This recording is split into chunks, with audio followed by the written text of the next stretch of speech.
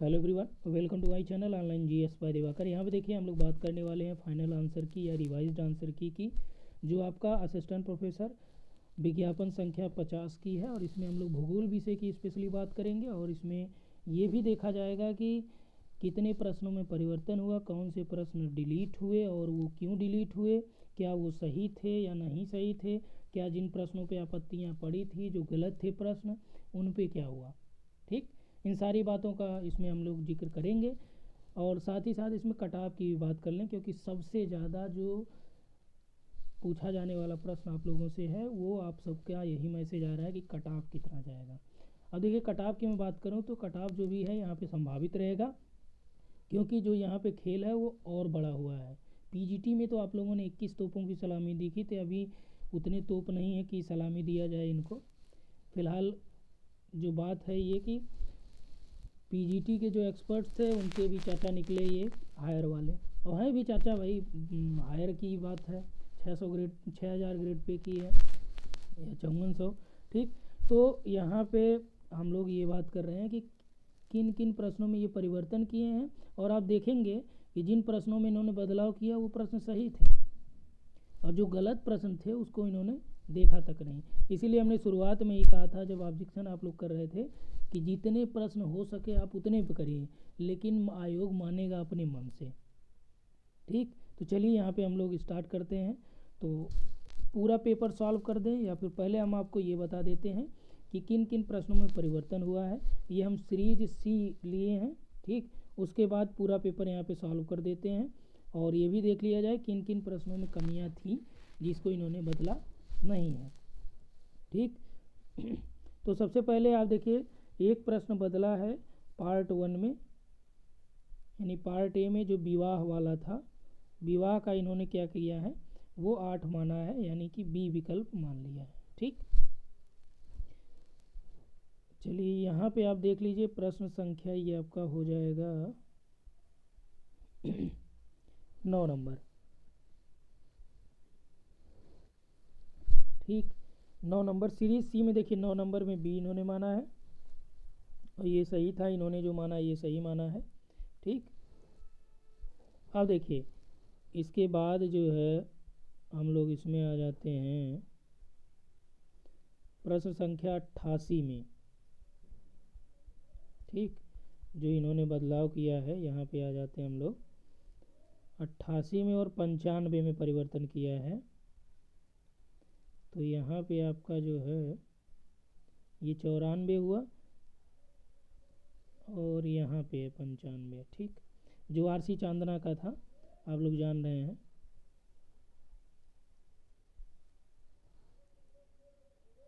ये थोड़ा सा यहाँ पे देखिए ब्लर आ रहा है,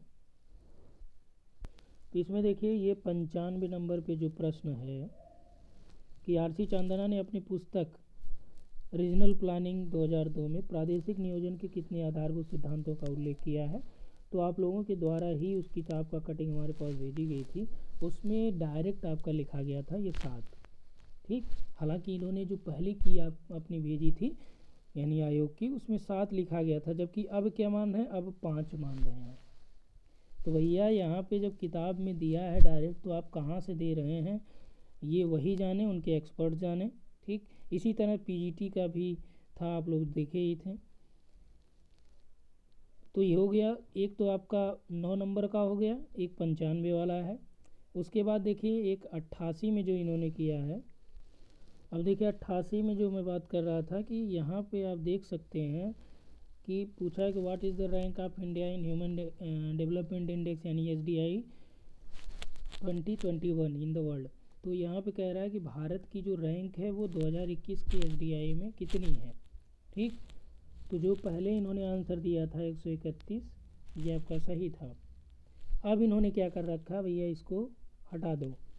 इसको क्यों हटाए हैं प्रभु, ये तो आप बता देते हैं कि हाँ ये कारण है कि ये इसलिए हटा दिया गया है। यदि आप लोगों में भी किसी को पता हो तो अब इसी आधार पे आप समझ सकते हैं कि कट ऑफ क्या हो सकती है। अब देखिए जो पोलिंग कराए गए थे या जो आप लोगों को मैसेज आए थे, तो उसमें ज़्यादातर लोग जो मैसेज वही करते हैं जो एकदम टेंशन में होते हैं, और जो जिनका सेटिंग हुआ होता है, जैसे जिनके लिए ये प्रश्न हटा होगा उनको वो मैसेज नहीं करेंगे या वो आपको कहीं नहीं बताएंगे, वो छुपे रहेंगे, वो तो बाद में निकलते हैं जब रिजल्ट आता है। जैसे पीजीटी में था, तो पीजीटी में भी इस तरह के लोग लास्ट में निकले। ठीक, तो फिलहाल ये 3 प्रश्न हैं। अब हम आपको पूरा डिटेल सॉल्व कराते हैं, उसके बाद यहाँ पे कट ऑफ हम लोग देख लेते हैं और ये भी देखते हैं कि कौन कौन में प्रश्न में परिवर्तन होना था, किसमें इन्होंने नहीं किया, और जहाँ नहीं होना है आप देख ही रहे हैं उसमें कर रहे हैं। चलिए यहाँ पे देखिए पहला प्रश्न दिया है कि एक वेब पृष्ठ को निम्नलिखित में से किसके द्वारा विकल्पित किया जाता है। तो ये HTML है, इसी से बनता है, ये आपका सही है।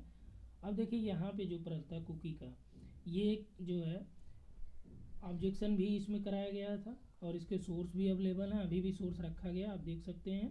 ठीक, फिलहाल इंटरनेट संचार में कुकी का उपयोग किया जाता है। इनके द्वारा जो दिया गया था कि पूरे सत्र के लिए सर्वर की ओर से प्रमाणीकरण जानकारी संग्रहित करना, तो फिलहाल ये मान लिया जाता है। चलिए कोई दिक्कत नहीं है, आपने कंप्यूटर में नहीं किया तो चलता है। इसमें देखिए कि पुरस्कार संगणक विज्ञान के क्षेत्र में जो आपका यानी कंप्यूटर साइंस के क्षेत्र में कौन सा दिया जाता है, तो ये आपका टूरिंग था। और इसमें आप देख सकते हैं कि एनबायोटिक कंपोनेंट ऑफ द इकोसिस्टम, तो इसका राइट आंसर जो आयोग दिया है वो हम बता रहे हैं। ठीक, ह्यूमस हो गया। और इसके बाद देखिए the following statement is related to the Ecomark level, Ecomark से कौन सा संबंधित है। इसमें देखिए BIS द्वारा दिया गया, यह है सही है। पर्यावरण के अनुकूल दिया गया उत्पाद है, ये भी सही है, यानी कि 1 और 2 दोनों सही है। और इसके बाद 1972 में मानव पर्यावरण द्वारा आयोजित स्टॉकहोम सम्मेलन कितने सिद्धांतों का सूत्रीकरण किया गया था।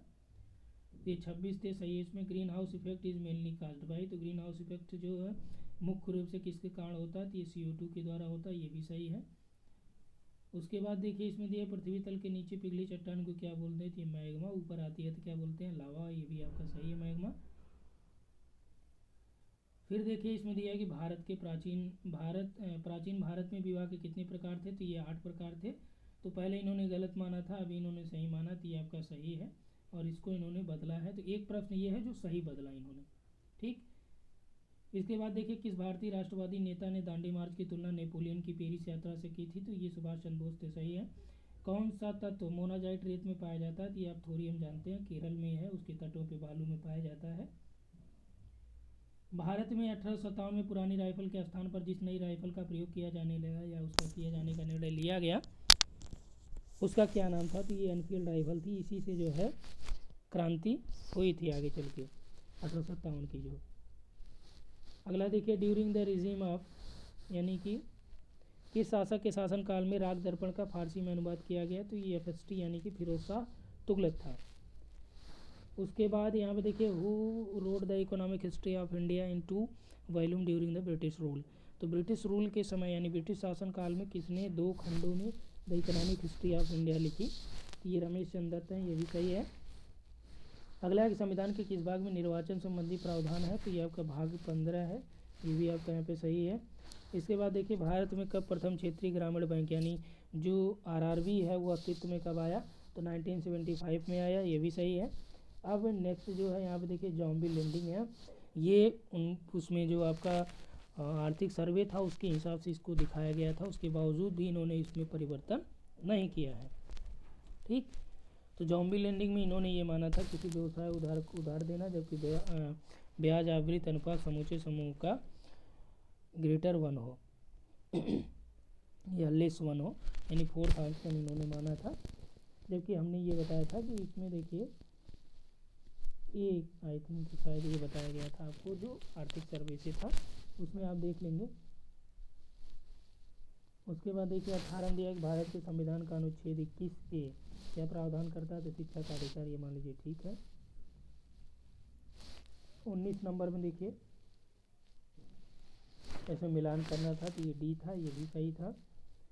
और इसमें देखिए जो मिला है वो सही ऑफिशियल से है। जो लोग पहली बार देख रहे होंगे तो आप यहाँ से देख सकते हैं, असिस्टेंट प्रोफेसर का ये पेपर है। टोक्यो ओलंपिक 2020 में प्रथम गोल्ड मेडल किसने जीता, तो ये यांग कियान है।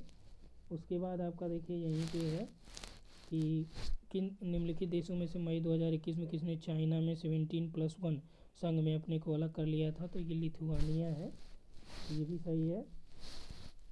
उसके बाद यहाँ पे है कि पराक्रम दिवस किस महत्वपूर्ण व्यक्ति के जन्म पर मनाया जाता है, तो ये सुभाष चंद्र बोस हो गया। उत्तर प्रदेश में जो सबरी संकल्प योजना है ये किसके लक्ष्य के साथ शुरू हुई थी? कुपोषण समाप्त करने के लिए ये चालू की गई थी। रिफ्लेक्टिव टीचिंग क्या है? तो अब देखिए ये भी आपका उसमें था, डायरेक्ट जो है इस पर मिला था किताब में कि रिफ्लेक्टिव टीचिंग क्या है। इसमें समस्या केंद्रित दिया है, देखिए अभ्यास केंद्रित है। ये हमने आपको बताया था कि ये भी सही है और ये भी सही है, दोनों आपको किताबों में मिल रहा है, लेकिन इन्होंने इस पर भी कोई विचार नहीं किया। जबकि प्रूफ भी अवेलेबल कराया गया था, ऐसा भी नहीं कि वो फर्जी कोई किताब थी, ठीक, वो भी मानक किताबों में से थी, लेकिन इन्होंने कुछ भी नहीं माना। यानी कि फाइनली हम ये कह सकते हैं कि ये जो भी किए अपने मन से किए कि भैया ये हो जाए, जैसे पीजीटी ने किया था। फिलहाल पीजीटी ने जो गलत था उसका सही उसको हटाया तो नहीं, लेकिन एक सही को उन्होंने हटा दिया था और जो सही था उसको गलत तो किए ही हैं। अगला देखिए, अनुसंधान प्रक्रिया में निम्नलिखित सोपानों में से एक अनुक्रम व्यवस्थित कीजिए। नीचे दिए गए कोड का सही उत्तर, तो ये तो मान लीजिए ठीक है। ठीक, इसमें जो आपका दिया गया है 1 3 2 4 इस हिसाब से, यानी डी। यानी पहले आपको अनुसंधान की समस्या देखना है, फिर डाटा कैसे कलेक्ट करना है उसको आपको देखना है, फिर उसके बाद आपको क्या करना है कि डाटा को कलेक्ट करना है, फिर डाटा को एनालिसिस करना है, यानी डी विकल्प आपका इसमें हो गया। अगला देखिए, निम्नलिखित में से कौन सा एक साक्षात्कार का प्रकार नहीं है? तो साक्षात्कार का जो प्रकार नहीं है ये आपका स्पेसिफिक है, तो ये ठीक है। अगला देखिए, यूजीसी का जो प्रथम अध्यक्ष ये शांति स्वरूप भटनागर थे, ये भी सही है। 28 नंबर पे है कि कौन शिक्षण की पूर्व क्रियावस्था है? शिक्षण की यानी pre active stage of teaching कौन सी है? तो इसमें इन्होंने ये दिया कि क्रमबद्ध करना, जबकि मूल्यांकन भी इसमें शामिल होता है, तो इस पर भी इन्होंने कोई विचार नहीं किया, क्योंकि ऑब्जेक्शन में इसके लिए भी सोर्स अवेलेबल कराए गए थे। तो फिलहाल इस पर इन्होंने नहीं किया, कोई दिक्कत नहीं है। तो ऑफिशियल आंसर की इसे क्रमबद्ध करना हो गया। उसके बाद देखिए, सॉफ्टवेयर प्रोग्राम जिसका उपयोग वेब पृष्ठों को देखने में किया जाता है उसे क्या कहते हैं? तो ब्राउज़र होता है, ये आपका राइट है। और यहाँ पे जीपीयू का फुल फॉर्म क्या होता है? तो ग्राफिक प्रोसेसिंग यूनिट, ये भी सही है। इसके बाद देखिए हम लोग आते हैं एल नीनो पे। तो इसमें पूछा है कि एल नीनो के संदर्भ में कौन सा कथन सही है? तो इसमें आपका जो दे रखा है कि एल नीनो एक ठंडी धारा है, ठंडी नहीं बल्कि गर्म है। तो यह दिसंबर माह में क्रिसमस के आसपास प्रशांत महासागर और पेरू के निकट प्रकट होती थी, ये सही है। यानी 2 विकल्प दूसरा नंबर केवल सही है। अगला इसमें आपका दे रखा है कि निम्नलिखित में से कौन सी पोटास मृदा में समृद्ध है लेकिन फास्फोरस की कमी होती है? अब देखिए ये भी प्रश्न आपका एनसीईआरटी में अलग अलग मिल रहा है। क्या कह रहे हैं यहाँ पे कि कौन सी मृदा में पोटास ज़्यादा है लेकिन फास्फोरस की कमी है? अब एनसीईआरटी में भी मिल रहा है, आरसी तिवारी में भी मिल रहा है, जीसी लियोंग में भी है। तो भैया ये कहाँ से दिए हैं? इसका आंसर देखिए, ये स्पष्ट रूप से आप किताबों को पढ़ेंगे, आपके पास सोर्स भी है, तो इसमें पूरा डायरेक्ट आपका मिल जाएगा। क्लियर? यानी कि एक तो ये प्रश्न हुआ जो बदलने चाहिए थे। मैं मान लूँ कि कंप्यूटर वाले जो प्रश्न हो गए उसको इन्होंने नहीं बदला, टीचिंग का नहीं बदला, लेकिन ये वाले तो बदलने चाहिए इनको। उसके बाद देखिए इसमें दिया है कि कौन सा पर्वत दर्रा लद्दाख पर्वत श्रेणी में है? तो खारदुंगला, ये सही है। इसके बाद देखिए यहाँ पे इन्होंने पूछा है कि संपूर्ण ग्लोब के लिए गाल प्रक्षेप की बात की थी कि भूमध्य रेखा की लंबाई कितनी बड़ी बनाई जाती है? तो ये 45 डिग्री अक्षांश की लंबाई के बराबर, ये सही है यहाँ पे। अब देखिए अगला जो प्रश्न यहाँ पे दिया गया आप लोगों को, इसमें जो है इन्होंने कॉपर की बात की थी कि यानी कि जो माइंस हैं उसकी बात की थी, मिनरल और माइंस यानी खनिज और भारत के जो माइनिंग फील्ड है, तो इसमें आपका ये सही है। ठीक, यानी कि तांबा जो है आपका ये कहाँ से? खेतड़ी से हो गया। लौह आपका बादाम पहाड़ी से, कर्नाटका। ठीक, जस्ता आप जाने जावर से, राजस्थान। सोनाहट्टी से, यानी डी विकल्प यहाँ पे सही हो जाता है। उसके बाद देखिए क्रिस्टालर का जो केंद्रीय स्थल सिद्धांत का K=7, तो ये किस नियम के अनुसार था? तो ये आपका प्रशासन था, राइट है। इसके बाद जो है वो दिया है कि निम्नलिखित में कौन वर्णक्रम सुदूर संवेदन तकनीक में निर्वनीकरण का पता लगाने के लिए सबसे उपयुक्त होता है? अब देखिए इन्होंने जो बताया ये फॉल्स कलर कंपोजिट बताया, जबकि किताबों में आपका डायरेक्ट मिलता है थर्मल इंफ्रारेड। यही नहीं, नेट के प्रीवियस ईयर में भी जो पूछे गए प्रश्न, आई थिंक 2015 के आसपास शायद पूछा गया था, उसमें भी थर्मल इंफ्रारेड आंसर सही मानता है। और इस पर भी सोर्स अवेलेबल कराया गया था, लेकिन आयोग ने कोई भी, अब चूँकि आप जान रहे हैं कि उनके पास कई बोरी जो है ऑब्जेक्शन मिल गए, कई लोग तो किताब डायरेक्ट भेज दिए।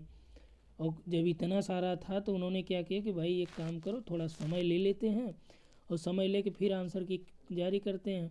किया उन्होंने कुछ नहीं है, को किसी भी दिए गए ऑब्जेक्शन में किसी भी प्रश्न को उन्होंने चेक नहीं किया, बस केवल ये किया कि उनके जो अपने चेले थे उसमें देख लिया भैया तुम्हारे कौन से हैं, कितने से कम हो रहे हो तुम, चल आ जा भाई अंदर आ जा। तो इन्होंने इसीलिए सही प्रश्नों को भी गलत कर दिया।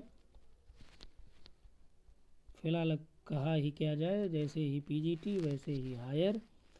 आगे देखिए कि which one of the following is not a bivariate correlation method. तो बाईवेरिएट ये आपका सही है, ये हमने शुरुआत में ही बताया था कि आंशिक सहसंबंध विधि है। इसको हमने आप लोगों को प्रैक्टिस में भी कराया था, जो टेलीग्राम पे प्रैक्टिस चल रहा था फर्स्ट पेपर का। तो इसमें देखिए वितरण में असमानता प्रदर्शित करने के लिए निम्नलिखित में कौन सा एक सर्वाधिक उपयुक्त होता है। तो वितरण में असमानता, ये देखिए लॉरेंज कर्व था, सही है। इसके बाद आपका जो है कि when was the Indian satellite earth observation satellite third which is a remote sensing satellite launched. तो ये रिमोट सेंसिंग सैटेलाइट है जो भू निरीक्षण उपग्रह 3 है, ठीक, भारतीय उपग्रह है, ये सुदूर संवेदन उपग्रह है। तो ये कब लॉन्च हुआ था, तो ये 12 अगस्त 2021 को, तो ये आपका ठीक है। इसके बाद यहाँ पे आइए हम लोग देखते हैं, तो हम देखिए 41 नंबर जो क्वेश्चन है कि दिया है कि नीचे दो कथन है, एक अभिकथन तथा दूसरा कारण है। तो इसमें दिया है कि सुदूर संवेदन और भौगोलिक सूचना तंत्र दोनों ही स्थानिक महत्व के तत्वों का विश्लेषण से संबंधित है। तो ये बात सही है, ठीक। स्पेशियल एनालिसिस करते हैं। कारण दे रहा है कि सुदूर संवेदन और भौगोलिक सूचना तंत्र स्थानिक आंकड़ों के लिए महत्वपूर्ण सोर्स हैं, ठीक, ये भी राइट है। इसी कारण से ये स्थानिक महत्व के तत्वों का विश्लेषण भी करते हैं, तो इसलिए आपका ये कारण और कथन दोनों सही, एक दूसरे की व्याख्या भी कर रहे थे। इसके बाद देखिए in which of the following cartographic method is interpolation is used. तो इंटरपोलेशन यानी अंतर्वेशन का प्रयोग कार्टोग्राफी में किस विधि में होता है, तो समान रेखा विधि में, तो ये सही था आपका। इसके बाद देखिए कि विच of the following is correct sequence of sampling techniques under probability sampling. दो तरह की सैम्पलिंग होती है, एक होती है एक प्रोबेबिलिटी, एक नॉन प्रोबेबिलिटी, ठीक। तो प्रोबेबिलिटी सैम्पलिंग में आपका जो है रैंडम, स्ट्रेटिफाइड और सिस्टमेटिक और क्लस्टर, यानी कि ये रैंडम, स्तरीकृत, क्रमबद्ध और गुच्छित, ये सभी यहाँ पे सीक्वेंस होता है। और यहीं पे आप देखिए नेक्स्ट जो 44 नंबर दिया है, इसमें जो आपसे पूछा गया प्रश्न था कि गतिमान बर्फ का वेग क्षेत्र की ढाल प्रवणता और हिमालय की बर्फ की मोटाई के साथ बढ़ता जाता है। तो ये बात सही है। कारण दे रहा है कि बर्फ़ की कम गहराई और घाटियों की भित्तियों और तली के नीचे घर्षण से वेग कम हो जाता है, तो ये भी आपका सही है। लेकिन ये इसकी देखिए व्याख्या नहीं कर रहा है, तो इसलिए आपका बी विकल्प यहाँ पे सही हो जाता है। अगला देखिए जो दिया है प्लेटों के बारे में, तो ये भी आपका सही था, ये हमने बना के भी आप लोगों को एक्सप्लेन किया था। यहाँ पे देखिए नीचे बना भी है, तो आप यहाँ से देख सकते हैं, ठीक। तो नजिका प्लेट जो है ये आपका दक्षिण अमेरिका और प्रशांत प्लेटों के बीच है। ये दक्षिणी अमेरिका हो गया यहाँ पे, और ये प्रशांत महासागर, इनके बीच आपका ये है। और स्कोशिया जो प्लेट है ये दक्षिण अमेरिका के यहाँ पे स्कोशिया पड़ जाता है, ठीक। और कोकोज जो है ये आपका यहाँ पे ऊपर वाला जो है ये कोकोज हो गया। उसके बाद आपका जुआन डी फूका है, तो यहाँ पे ये जो प्लेट है ये जुआन डी फूका है, ठीक। तो इसमें सही मिला है ये डी वाला। उसके बाद हम लोग यहाँ पे आ जाते हैं 46 नंबर। तो 46 नंबर में देखिए दिया है कि नदी घाटियाँ जो प्रारंभिक अनुवर्ती अपवाह की समान दिशा में प्रवाहित होती हैं, परंतु आगे निचले स्थलाकृतिक स्तर पर नए आधार संस्तरों के संदर्भ में विकसित होते हैं, ऐसी घाटियों को क्या कहा जाता है, तो इन्हें नवानुवर्ती या रिसिक्वेंट वैलीज बोलते हैं। तो ये आपका राइट है। अगला देखिए यहाँ पे दिया है कि निम्नलिखित में कौन सी प्रक्रिया चट्टानों के पुनर्वित्तीय गीलेपन और सूखेपन के कारण है। तो ये देखिए आपका जो दिया गया है यहाँ पे आपका स्लैकिंग है, ठीक। तो ये आपका सही है। अब हम लोग बात कर लेते हैं 48 में। ठीक, यहाँ पे देखिए इन्होंने क्या रखा है, वो रखा है कि extreme events like earthquake and volcanic eruptions are caused by diastrophic forces. और दूसरा इन्होंने दिया है डायस्ट्रॉफिक, यानी कि यहाँ पे देखिए पटल विरूपणी शक्तियों के द्वारा या उनके एक्सट्रीम इवेंट्स की तरह जो है ये आपका अर्थक्वेक और वल्केनिक इरप्शन होते हैं। तो कारण क्या है, डायस्ट्रॉफिक फोर्सेस के द्वारा बोल रहा है, तो ये आपका सही है। लेकिन हिंदी में ही देखिए कि ये आकस्मिक घटनाएं अंतर्जात बलों द्वारा उत्पन्न होती हैं। तो भूकंप और ज्वालामुखी विस्फोट जैसी आकस्मिक घटनाएं अंतर्जात बलों द्वारा उत्पन्न होती हैं, तो ये आपका सही है पहला वाला। ठीक, पटल विरूपणी वाला। अब इन्होंने इंग्लिश में देखिए यहाँ पे डायस्ट्रॉफिक फोर्सेस लिखा है, हिंदी में इन्होंने अंतर्जात बल लिखा है, जबकि डायस्ट्रॉफिक का पटल विरूपणी होता है। तो इस हिसाब से इंग्लिश वाले के हिसाब से ये दोनों गलत हैं। Tension forces cause up warping and down warping. ठीक, तो तनाव नहीं बल्कि संपीड़न बल इसमें होता है, उच्च संबलन और असंबलन में। तो ये तो गलत था ही। अब देखिए इन्होंने यही चीज़ें हिंदी में, यही चीज़ें अंग्रेजी में, मतलब क्या कहा जाए। अब फिलहाल डिलीट ये करना चाहिए कि भाई यहाँ पे इंग्लिश में अलग है, हिंदी में अलग है। मैक्सिमम जो विद्यार्थी हैं वो हिंदी में एग्ज़ाम ये अटेम्प्ट किए हैं। ठीक, तो फिलहाल इन्होंने ऊपर लिख दिया था कि जो भी प्रश्न है इसमें कोई समस्या होती है तो इंग्लिश वाला ही मान्य होगा। तो इसको डिलीट वैसे इनको करना चाहिए था कि भाई विद्यार्थियों को इससे समस्या हुई है। फिलहाल अब इनके ऊपर ही है सब। आगे देखिए निम्नलिखित में से कौन सा एक सुमेलित नहीं है। नदी औनवन कुंड, हिमनद टार्ण सही है, पवन वात छिद्र दिया है, यही सुमेलित नहीं है। समुद्री लहरें स्टैक, ये आपका सही है। तो 49 का जो है ये आपका सी है। उसके बाद देखिए यहाँ पे डेल्टा के बारे में दे रखा है। तो चापाकार डेल्टा नील नदी बनाती है।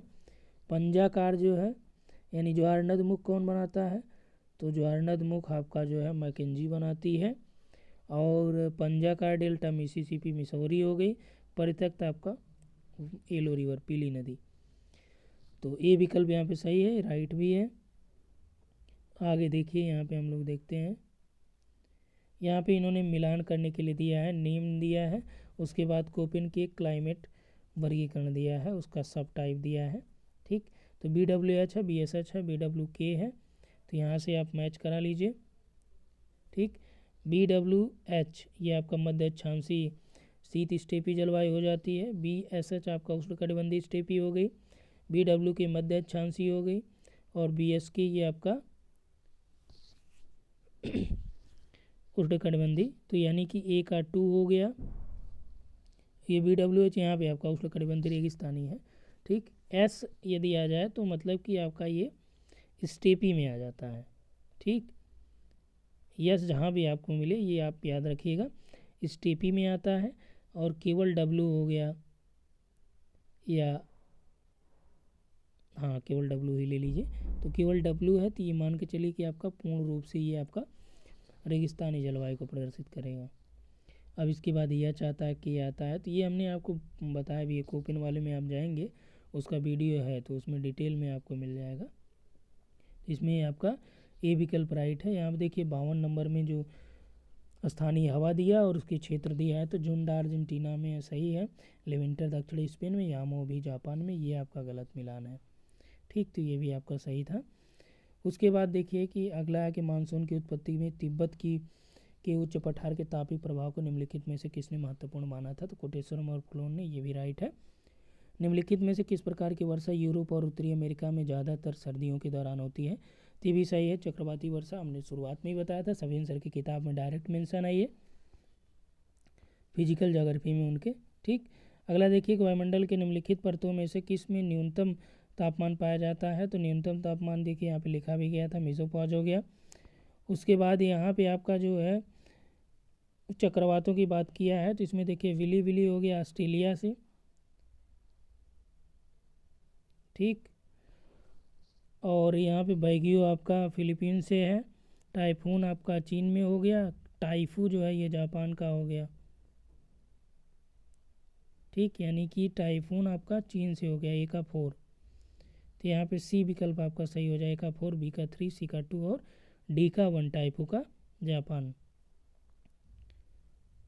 नेक्स्ट यहाँ पे देखिए 57 नंबर में, इसमें आपको सुमेलित करना है कि कौन सा इसमें सुमेलित नहीं है। तो कनारी करण दिया है, तो Canary current western coast of North Africa यानी कि उत्तरी अफ्रीका का पश्चिमी तट, तो ये आपका सही मिलान है।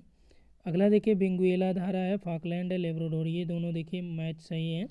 बेंगुएला ये आपका गलत मैच है, सुमेलित नहीं है। उसके बाद देखिए कि 58 नंबर, थोड़ा सा स्पीड हम लोग चल रहे हैं। अब देखिए इसमें भी कई लोगों ने, जैसे सविन सर की किताब से देखा जाए तो ये प्रश्न सही है। DS लाल की यदि बात करें आप तो वहाँ के हिसाब से ये प्रश्न गलत है। तो फिलहाल हम लोग सविन सर की ही बात करते हैं। यहाँ पे आपका प्रवाल मुख्य रूप से उष्णकटिबंधीय महासागरों और समुद्रों में पाए जाते हैं, जहाँ औसत वार्षिक तापमान 20 से 21 डिग्री रहता है।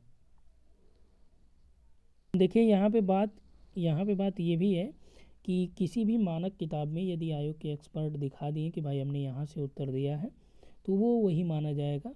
जैसे हम लोगों ने जो आपका टीचिंग एप्टीट्यूड में बताया था, तो उसमें 2 विकल्प 2 जगह मिल रहे थे 2 किताब में, तो फिलहाल हो सकता है कि वो उसके अकॉर्डिंग दिए कि भाई हमने यहाँ से दिया था, तो ये वो भी दोनों किताबें मानक थी। ठीक, तो यहाँ पे भी आपका जो इस हिसाब से आपका राइट हो जाएगा, ये ए ऑप्शन यहाँ पे सही हो जाएगा। और उसके बाद यहाँ पे आपका देखिए कौन सी स्थलाकृति महासागरों के सबसे अधिक क्षेत्रों पर फैली हुई है, तो ये द्रोणी है यानी बेसिन है ओशन का, तो ये आप सभी जानते हैं। इसके बाद हम लोग आ जाते हैं यहाँ पे कि कौन सी एक ठंडी समुद्री जलधारा है, तो वो यासियो है। और इसमें देखिए ऊज वाली जो बात चल रही थी, इसमें भी आपका इन्होंने जो दे रखा है, ऊज जैविक है, लाल मिट्टी जैविक है, टेक्टाइट्स है ब्रह्मांडीय, कीचड़ जो है आपका ज्वालामुखी। तो आयोग ने जो माना है, जबकि होना क्या चाहिए था इसमें, अब देखिए इसमें जो होना चाहिए था वो बी होना चाहिए था, इसका सोर्स भी अवेलेबल कराया गया था, लेकिन आयोग ने माना है डी। ठीक, उसके बाद देखिए यहाँ पे दिया गया है कि उत्तरी गोलार्ध में महासागर दक्षिणी गोलार्ध की तुलना में अपेक्षाकृत अधिक औसत तापमान दर्ज करते हैं, तो ये आपका सही है। उत्तरी और दक्षिणी गोलार्ध में तापमान में भिन्नता दोनों गोलार्धों में भूमि और महासागर के वितरण में असमानता कारण, ये भी सही है, कारण भी सही स्पष्ट कर रहा है, तो ये आपका विकल्प भी सही हो जाता है। इसके बाद देखिए नेक्स्ट यहाँ पे देखिए 63 नंबर जो दे रखा है, तो 63 में ये कह रहा है कि महासागरीय खाई और महासागर, इसमें कह रहा है कौन सा सुमेलित नहीं, तो टोंगा आपका दक्षिण प्रशांत में, प्यूर्टो रिको उत्तरी अटलांटिक में, सुंडा खाई जो है हिंद महासागर में सही है। मरियाना जो खाई दिया है ये दक्षिणी प्रशांत में नहीं है, उत्तरी में है। उसके बाद देखिए जेट स्ट्रीम की यहाँ पे बात कर रहा है कि जेट स्ट्रीम के संदर्भ में कौन से कथन सही हैं, तो गर्मी के मौसम में जेट स्ट्रीम की गति सर्दी के मौसम की गति से दोगुना हो जाती है, तो ये इसका उल्टा दे रखा है। यही स्टेटमेंट, सेम स्टेटमेंट आप देखेंगे सविन सर की किताब में, यही लाइन दे रखा है, बस इसमें लाइन में जो दिया है वो इसका उल्टा दिया है कि सर्दी में जो है दुगना होती है गर्मी से, गर्मी के मौसम में जेट स्ट्रीम का विस्तार कम होता है, तो ये आपका सही है, यानी विकल्प बी आपका यहाँ पे राइट हो जाता है। इसके बाद देखिए यहाँ पे 65 नंबर जो दे रखा है कि कौन सा सिद्धांत तार्किक प्रत्यक्षवाद से संबंधित नहीं है। अब देखिए आपके GIC में तार्किक प्रत्यक्षवाद दिया है और ये हमने आपको बताया भी है कि क्या होता है लॉजिकल पॉजिटिविज्म। ठीक, कह रहा है कि किससे संबंधित नहीं है, कार्य कारण सिद्धांत से, संरचनावाद से, प्रकार्यवाद से या व्यवहारवाद से, तो ये आपका व्यवहारवाद से नहीं संबंधित, बल्कि ये आपका principle of causation, structuralism, functionalism, ये सभी से संबंधित है आपका तार्किक प्रत्यक्षवाद, जो वियना सर्किल के समय जो है ये कॉन्सेप्ट आया था। ठीक, उसके बाद देखिए यहाँ पे जो दे रखा है कि कौन सा भूगोल में चिंतन फलक पैराडाइम की संकल्पना से संबंधित है, तो चिंतन फलक से कौन संबंधित है, ये TS कोहन है। उसके बाद आपका जो है निम्नलिखित में कौन भूगोल में उत्तर आधुनिकतावाद के विकास में योगदान दिया, तो ये एडवर्ड सोजा है, ये भी राइट है। अगला देखिए सूची 1 और 2 को मिलान करना है। ठीक, तो यहाँ पे आपका आर्ड कुंडे कार्ल रिटर की हो जाती है। और ज्योग्राफिया जनरलिस्ट जो है ये आपका वरेनियस की हो जाती है। एंथ्रोपोजोग्राफी जो है ये आपका हो जाता है रेडजेल का, और ये कॉस्मॉस हमबोल्ट का। विकल्प ही राइट हो जाता है। ठीक, अब आइए हम लोग नेक्स्ट देखते हैं।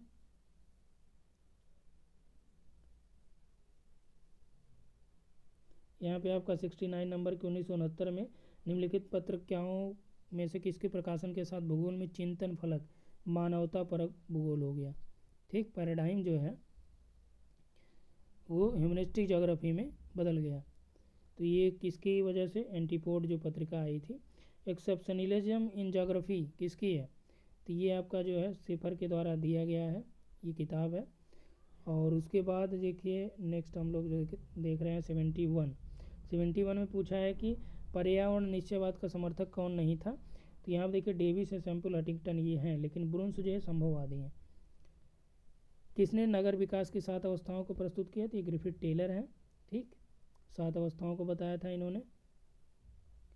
उसके बाद देखिए 73 नंबर की भारत में स्मार्ट सिटी जो मिशन था वह 2015 में चालू किया गया। जीवन शैली के रूप में नगरीकरण की अवधारणा विकसित करने का श्रेय लुईस विर्थ को जाता है। और 75 में देखिए संयुक्त राष्ट्र के आकलन के अनुसार निम्नलिखित में से किसने जनसंख्या की वार्षिक वृद्धि दर 2015 से 20 में सर्वोच्च थी, ये हमने आपको बताया भी था। देखिए पूरा लिखा भी गया है, ये बहरीन में मैक्सिमम थी। ठीक, 4.26 था। उसके बाद देखिए खुदरा गुरुत्वाकर्षण नियम, तो लॉ ऑफ रिटेल ग्रेविटेशन ये आपका जेएलवेरी का है, सॉरी रायली का है। इसके बाद देखिए नेक्स्ट हम लोग आते हैं, तो यहाँ पे आपका दे रखा है मैच कराने के लिए, और ये दिया है कि संकल्पना, और दूसरी तरफ यहाँ पे आपका दे रखा है प्रतिपादक। तो नगर प्रदेश दिया यानी सिटी रीजन। तो नगर प्रदेश आपका डिकिंसन का है। अमलैंड जो है ये आंद्रे एलेक्स का है।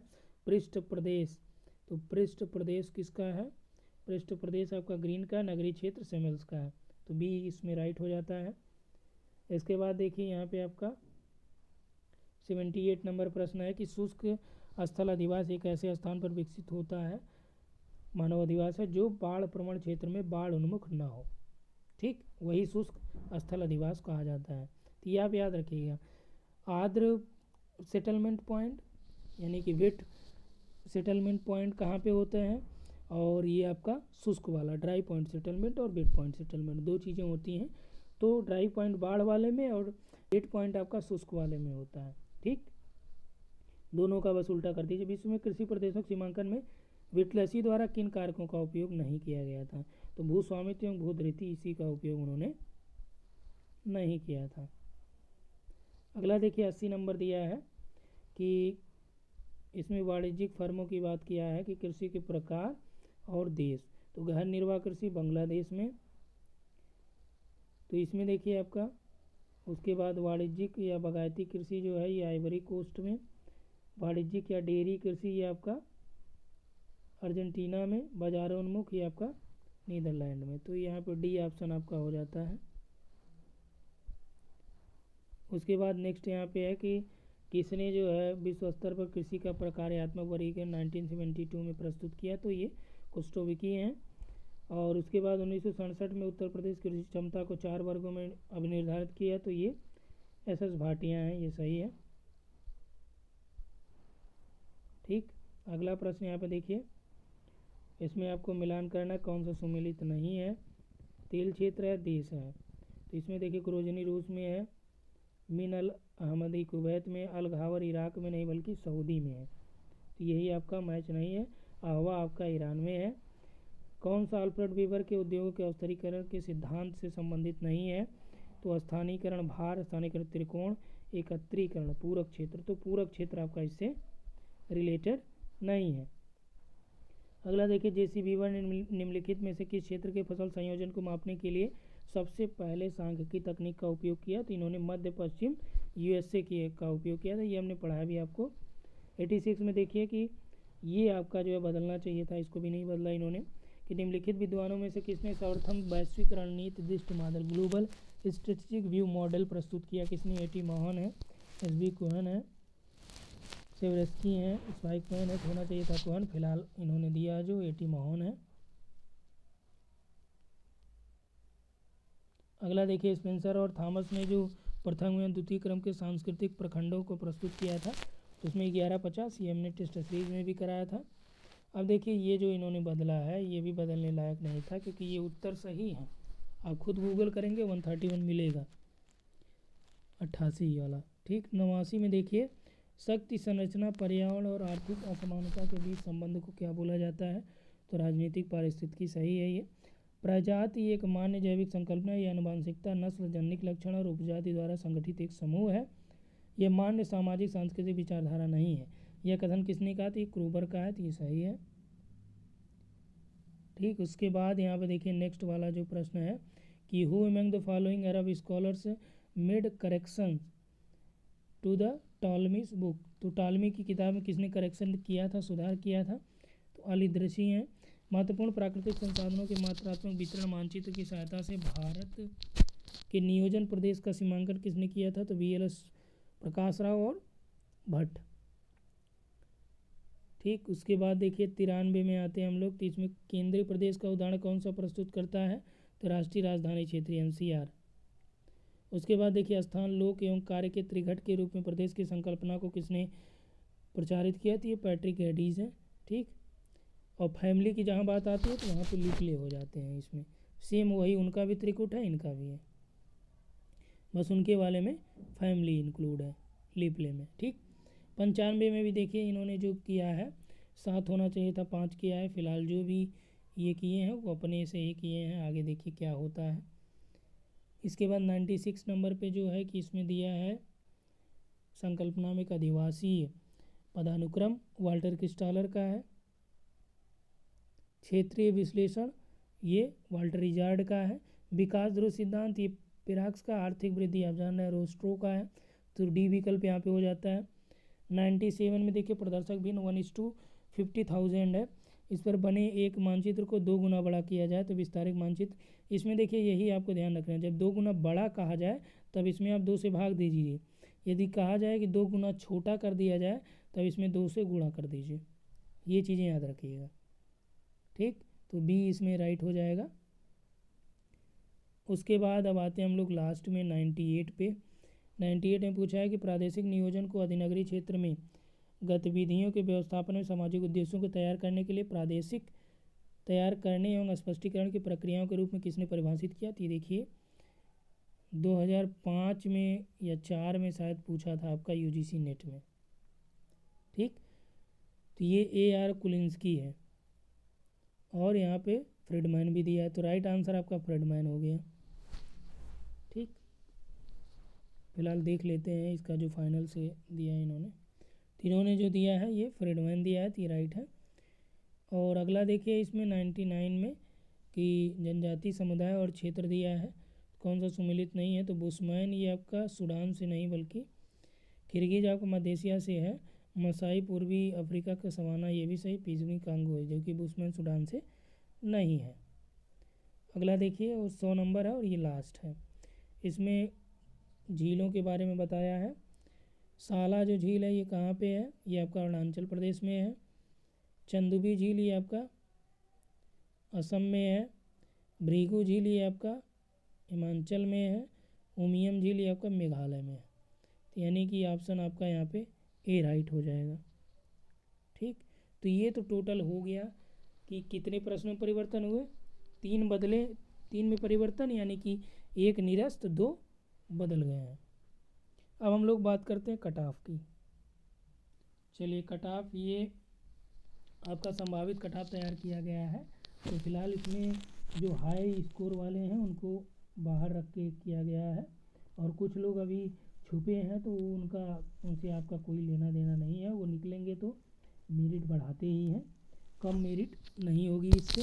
ये बहुत मिनिमम देख के किया गया है कि कम से कम मेरिट इतनी जाएगी, इससे ज़्यादा ही जाएगी, कम तो मुश्किल है। ठीक, तो यानी कि +2 मान के चलिए। और ये इंटरव्यू कॉल की मेरिट है। जो फाइनल सिलेक्शन होगा तो उससे मान के चलिए 3-4 क्वेश्चन यदि आपके एक्स्ट्रा हैं अपनी कैटेगरी से तो हो जाएंगे। लेकिन जनरल में आप समझिए कि जो फाइनल सिलेक्शन होगा ये 70-72 से यदि आप ऊपर रहेंगे तब फाइनल मान के चलिए, ठीक है। यानी 70 से ऊपर है तो कुछ पॉसिबिलिटी आपकी बनेगी।